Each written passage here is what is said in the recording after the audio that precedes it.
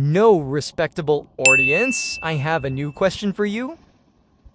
This question can be written as 9 divided by 3 times 9, and this is a deviant 3. But remember that it's such a wring, because this is in numerator and it is denominator. So we have to put parentheses, which is necessary to solve it. If you don't put parentheses, your solution will be ineptable.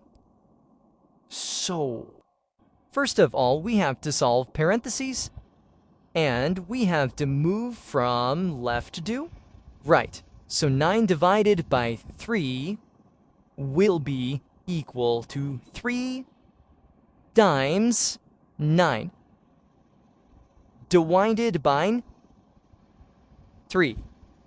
So 9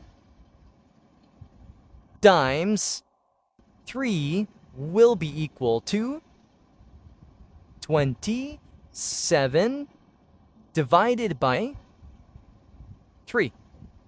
Here is a simple division.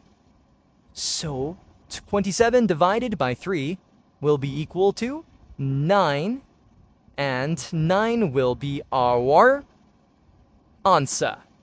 Thank you for watching my YouTube video.